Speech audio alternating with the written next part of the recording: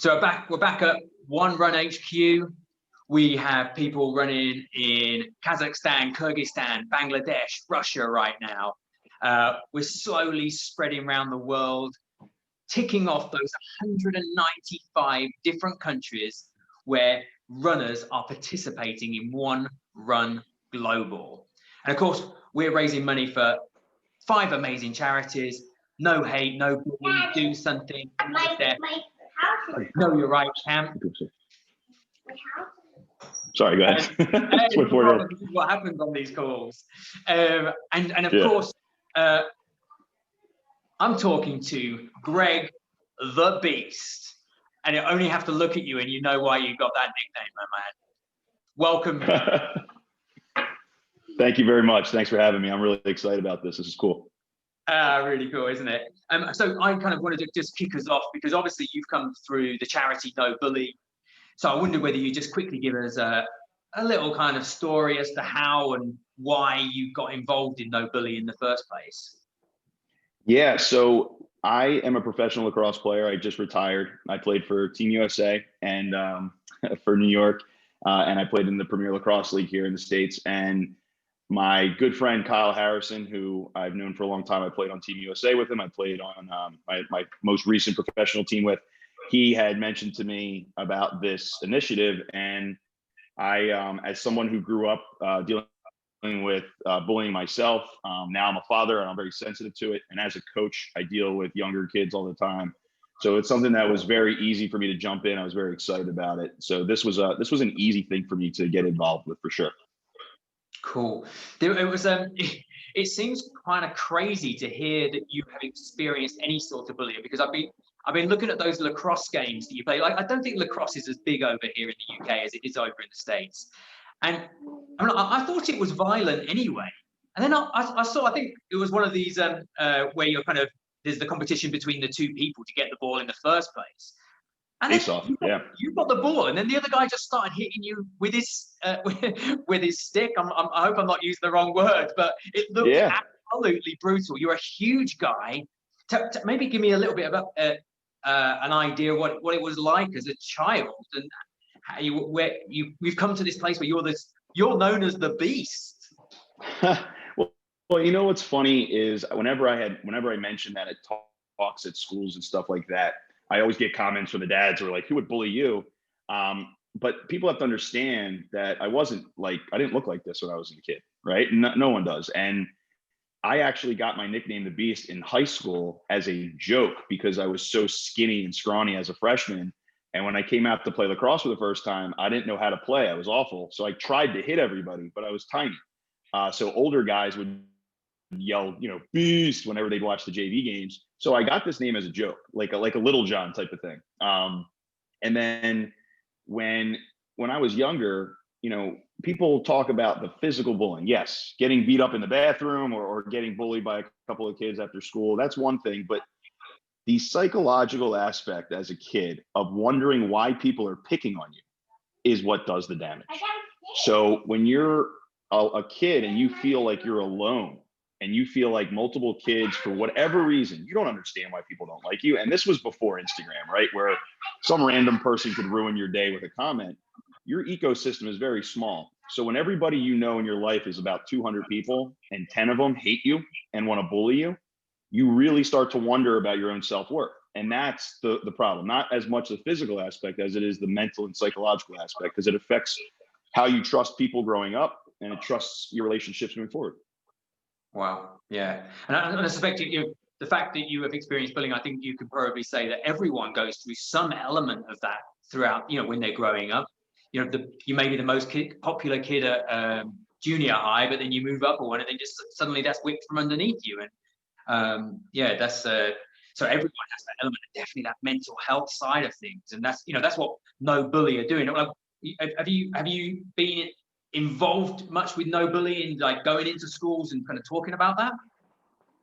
So I just joined with them, and that's why I was excited to do so, because I've done that on my own, but I've never had a platform to kind of speak to a larger audience. I've gone to schools, I've gone to banquets with teams and explained stuff and spoke to smaller groups of people at a time. But now that I have this platform, I feel like I can get out there and reach more people. I think it's so beautiful. The people we've been talking to all through today, I think we're 8.5 hours in or something like this. And everyone is they're involved because they realize they have a platform and they have a voice and they can affect people. And I can just imagine what it must be like when you walk into a school and you tell your story and get that across to the kids. What do you give advice to people? What advice would you give to yourself as a younger person? Yeah. So the things, like I have a 4-year-old right now, and the two rules I'm trying to instill in him that he understands is, one, his self-worth is not correlated to what any other person says. His self-worth comes from loving himself, being happy about himself. And that self-love comes from being empathetic and having empathy for other people and caring about people that you may not know. And I think if we can teach people, because I can speak for us here in the United States, empathy has eroded to a point of embarrassment. And I think that when we have empathy for other people, it just, look, like every single religion or way of life is basically teaching us all the same thing: share and be kind to others, right? It's not that hard. So to teach my son, and if we all go out there and we can at least change one person, one young kid, and establish that what you should be going for is making people around you happier, it really won't be that hard, right? Yeah, absolutely. And this is just one of the projects we've worked on as a kind of little crew here. And every single thing we do is about this unity, this togetherness, humans are incredibly powerful. Like, you are an incredibly powerful human, but when we come together, we are so infinitely more powerful, aren't we?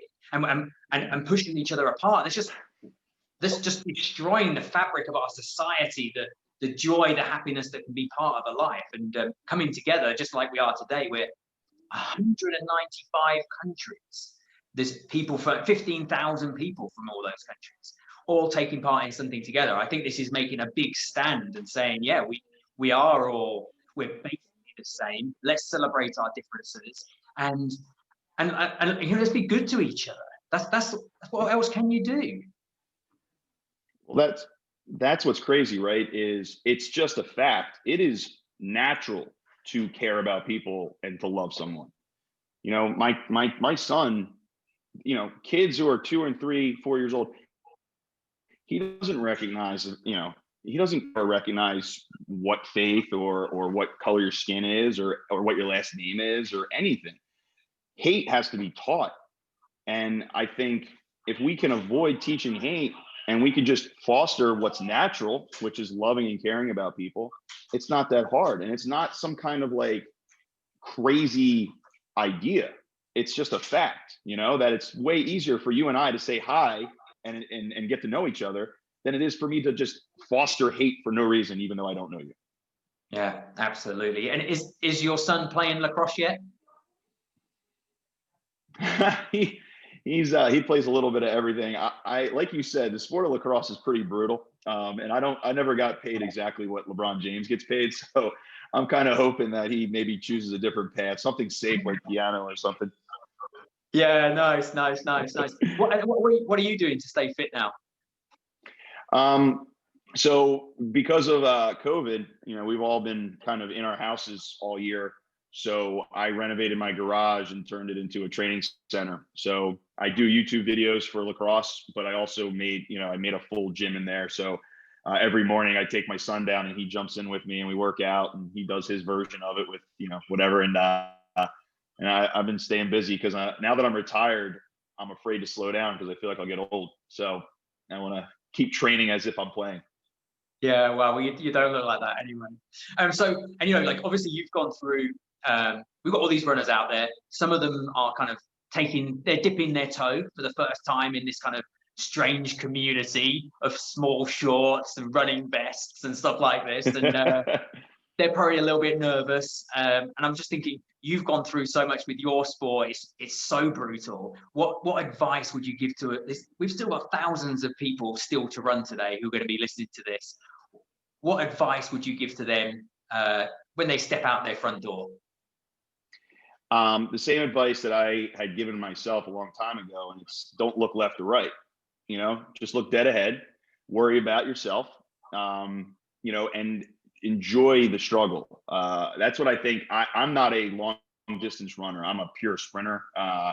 And people ask me, what will you miss most about playing lacrosse? And I always tell them, like, the training, the being exhausted with your lungs on fire in the fourth quarter. You have to win this face off.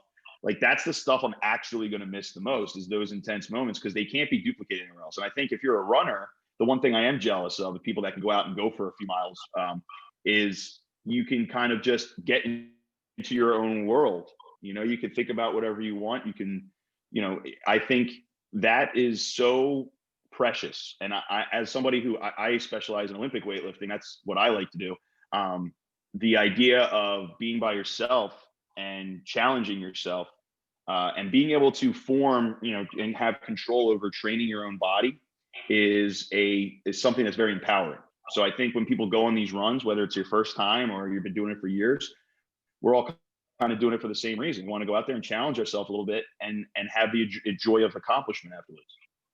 Yeah, the physicality of anything, I think, is so much about your mental health and your kind of, it's your therapy, it's your meditation, it's the place you go to solve your problems, isn't it? Whether that's running a long distance or whether it's in the gym with your son, it's just like, but also it's that bonding as well. I mean, imagine the bond you're forming with your son and the strength you're giving him mentally rather than physically in the gym, just by sharing this thing together. I used to play rugby with my dad, and those memories of that, when I think I was 16 and he was 50 or something, and we were playing together, and those memories are never ever going to be erased. Like him hitting me with a pass that I run on and score a try with, they're like burnt into your retina forever. So you're just doing exactly the same with your boy, I'm sure.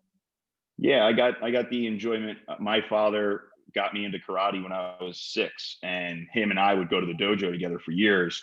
And I'm the same way. I still in my head have the visions of my dad, in his gi, going through the kata and stuff, and going to and from the dojo with him, which is, that's really cool stuff. So, I mean, like you said, that's stuff that can't be duplicated. Yeah, and equally though, the stuff when you are going into the schools, there's lots of people who don't have a dad who's going to care for them as much as you are there, and but you can step in and be that figure, even if it's just for a moment, and change your life, and that's very, very special, and credit to you. Yeah, I think I appreciate that. I think as a coach, that's where, because I'm the oldest of 4 in my family, so I think I have that natural big brother instinct where I want to take a kid under my wing, because I experienced, what it's like to have somebody in your corner. My first year, because like you said, lacrosse is much bigger here in the States, and I'm from Philadelphia, and lacrosse is massive there. And I tried playing in high school for the first time, and most kids start playing when they're 6 over here. And I was really bad my first year. Like I said, I was getting made fun of and all that stuff. And I remember the last day of practice, I was going to quit. I was going to go tell the coaches, thanks for everything, but this sport isn't for me. And right before the end of practice, the last drill, one of the coaches, Rick Johnson, put his arm around me. He said, I know this has been a tough year for you, but I promise you that if you keep playing this sport, you'll light the world on fire.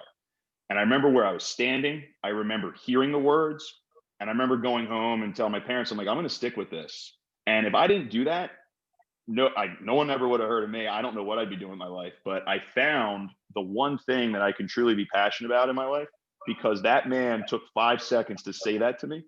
So I never try to miss an opportunity with a kid to try to see and say something that they might need at the right time, because you never know. You never know how you can change somebody's life. 5 seconds. 5 seconds in a skinny little wimpy boy's body turns him into, playing for his country. The power we hold in our minds, our mouths, and we just got to kind of get it out there and make sure as many people know that we have that power, because it's equally for bad. What I'm saying can be equally as negative, but those positive moments, they do last a lifetime. So yeah. Great. What's your son's name? Jackson. Well, it's been a pleasure meeting him. It's been an absolute pleasure chatting to you. I like totally commend you, and like, no bully, what an amazing charity to have. Lucky to have you, but you're lucky to have found them as well, I think. Yes, thank you. So Amazing stuff. I don't know whether you would be happy to potentially do a little Instagram live, because people were expecting to see you on there. So if you could jump on and do a little thing, that'd be amazing. But to be quite honest, just personally, it's been a pleasure chatting with you, my man. Same here. Keep up the good work. Thank you. Rock and Take roll, care. man. Good luck the rest of the way. And you, man. Bye.